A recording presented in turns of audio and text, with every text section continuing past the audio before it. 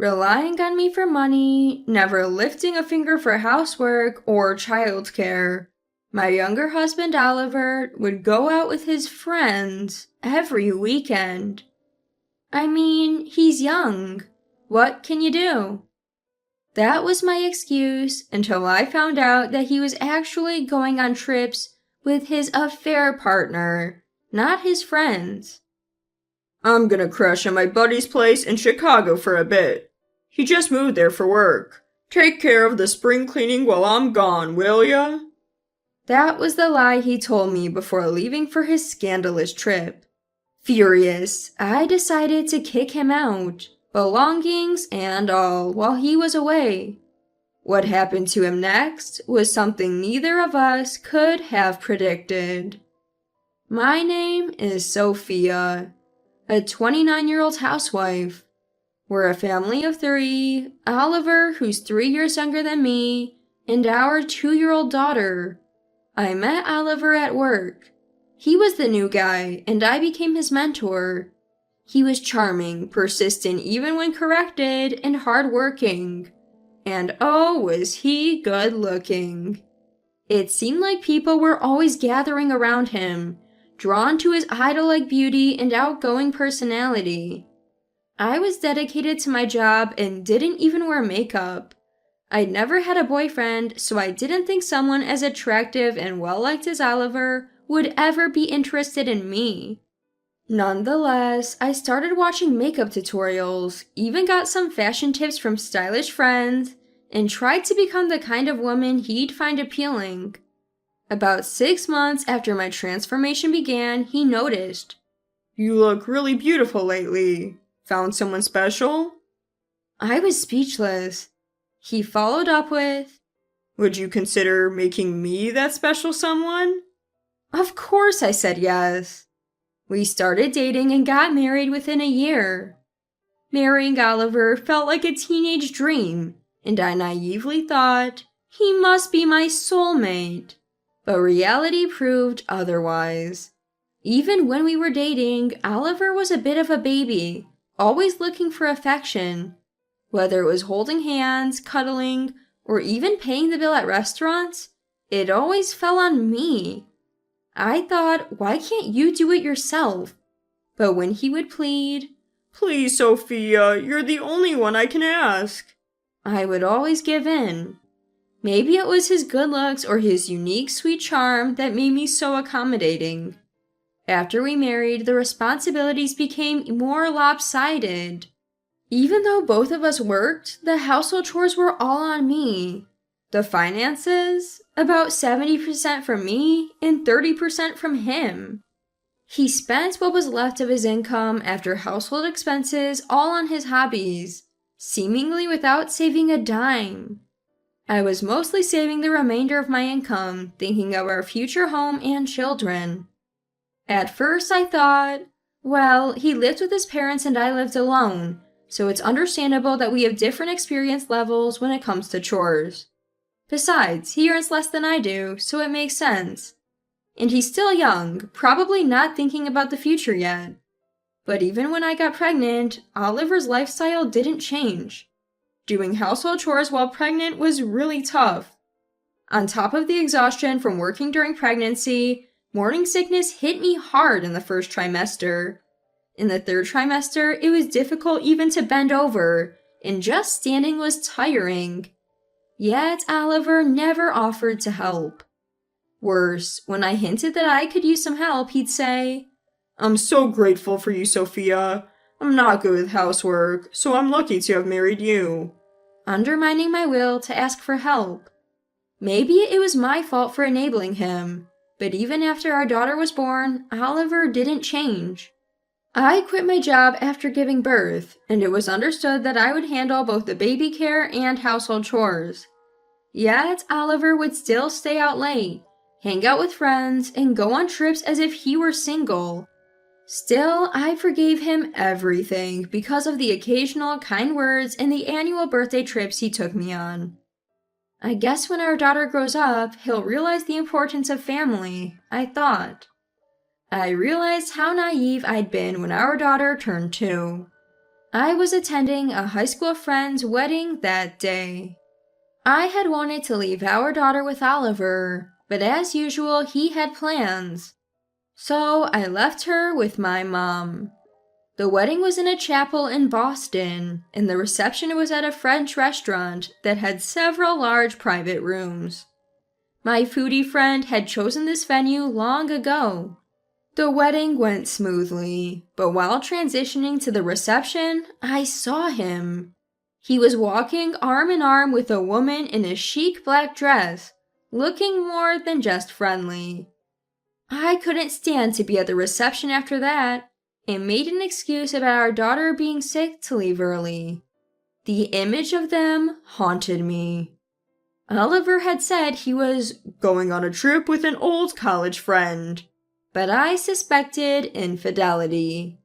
I knew Oliver had many female friends, but this was different. His old college friend was supposed to be a man, and he definitely hadn't gone on any bike trip. Lying to meet up with another woman was suspicious. If he had been lying to me all along, then my resentment surged. Even when I was struggling with house chores during morning sickness, or overwhelmed by new motherhood, was he cheating on me? I couldn't take it anymore.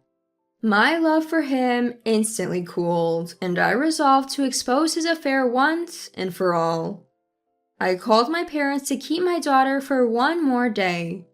Debating whether to tell the truth, I decided to wait until I had proof and lied about being sick. The next day, I visited a private investigator.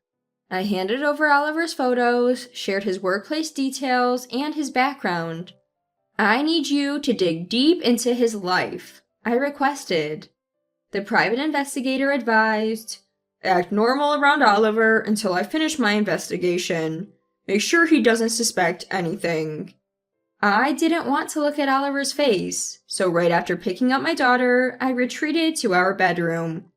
When he came home late that night, he saw me and asked, "What's wrong? Are you okay?" His voice pretended concern. Had this been the me from a couple days ago, I might have felt loved and comforted by his words, but knowing the truth, they meant nothing to me. 2 weeks later, the private investigator contacted me. Oliver has been having an affair for the past 2 years, he said. The other woman was a married, older nurse. The restaurant where I spotted them, a regular haunt for their monthly rendezvous, which had been ongoing for about 2 years. I was shocked that she was married, but according to the investigator, nurses work shifts, making it easier to conceal an affair. What shocked me even more was that this nurse worked at the hospital where my daughter was born. It may be a coincidence, but it is the same hospital as my 2-year-old daughter. Something felt creepily coincidental about the affair lasting 2 years and us having a 2-year-old daughter. That day, I decided to divorce Oliver and started plotting a plan. I'm staying at my junior colleague's place in Chicago for the night. Make sure you clean the house, Oliver told me. Normally, I'd be annoyed that he pushed spring cleaning on me during a busy time, but I smiled, secretly relishing my own scheme. Take care, see you later. Sure, I'll bring back souvenirs. Holding our daughter, I waved goodbye. Oliver seemed oblivious. Back inside, I told my daughter, "We're going on a trip! Let's go see the ocean!" My daughter, who loves fish, cheered, "Yay, ocean!" First, let's take a little nap. I laid her down for a nap and continued my preparations. I had been packing my bags and Oliver's, making sure he wouldn't notice, but I couldn't touch our bedroom or living room items, so I sorted them into boxes. Finally, I disassembled the baby crib, laid my daughter in her stroller, and called the movers. My stuff went to my parents' home, and Oliver's got discarded. Apart from the built-in appliances, the apartment was empty. I headed to a hotel overlooking the ocean in another state, somewhere my daughter had always wanted to visit. Our travel essentials had already arrived in the room. My daughter kept saying, "Yay, ocean!" as she looked out the window. Watching the sun set over the sea, I felt a mix of sadness and relief. Exhausted from packing and the journey, we went to bed early. Before sleeping, I sent Oliver an email, a picture of him and his mistress. Despite sleeping early the night before, I still slept until midday. When I rushed to check on my daughter, she was gripping the crib bars and looking at the ocean with such focus that I had to laugh. I had planned to eat out for lunch, but since my daughter couldn't tear herself away from the window, I ordered room service. My daughter was clearly enamored with her fish-themed kids meal and took her sweet time eating it, but she looked happy throughout. Just then, I received a call from Oliver. He must have seen the photo I'd sent him last night of him with his mistress. Ignoring the call, I texted him, "I have no plans to live with you anymore. Best of luck with your new love interest." More calls from Oliver kept coming in. Annoyed, I blocked his number. After finally finishing lunch, I took my daughter to play by the sea. By the time we got back to the hotel, it was already dark outside. Checking my neglected phone, I saw that my brother had tried to reach me. I called him back but got no answer. 15 minutes later, he called again. According to him, Oliver had rushed home to our empty apartment after reading my email. Apparently, Oliver then went to my parents' house thinking I'd be there. But I was on vacation with our daughter, so only my fuming parents and brother were there after they heard about Oliver's affair. My brother chuckled, saying Oliver looked so down it was actually funny. Oliver got chewed out by my parents, and as he was leaving, my brother told him, "All future communications will go through my attorney," and handed him a business card. Oliver apparently tried to punch my brother, saying, "Don't make decisions for me." This was something I'd asked my brother to do, so it wasn't just his unilateral decision. My brother dodged the punch and Oliver stumbled, slamming his shoulder into the doorway. He was in so much pain that my brother took him to the hospital, where he was diagnosed with a compound fracture and is currently in surgery. During all this, my brother had managed to collect Oliver's mobile phone. It was in my name because I'd been footing most of Oliver's bills. "Just skimmed through it and saw some pretty outrageous messages, haha," my brother said.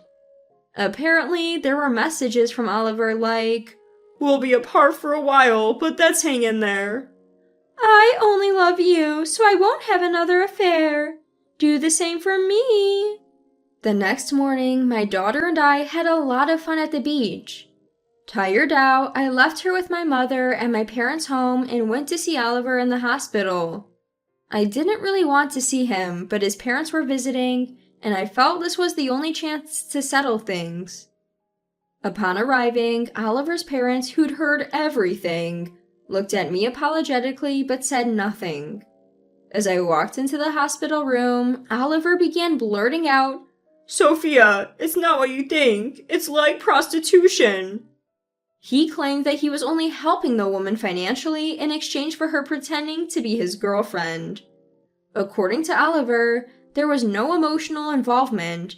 It was just for money, and they'd only been together twice, including the time I'd caught them. Frustrated but not surprised, I asked, "So, where's the money then?" Pausing, Oliver finally said, It hasn't been transferred yet. It was supposed to happen after the third time."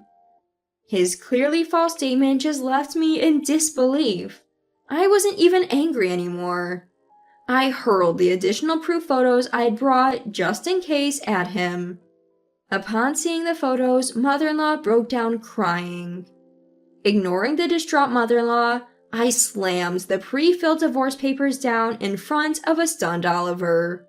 "I'm done with your lies. We're getting a divorce. I'll live with our daughter.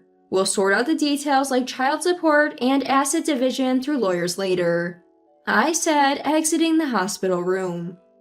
Oliver's plea, "Wait, you're misunderstanding," fell on deaf ears.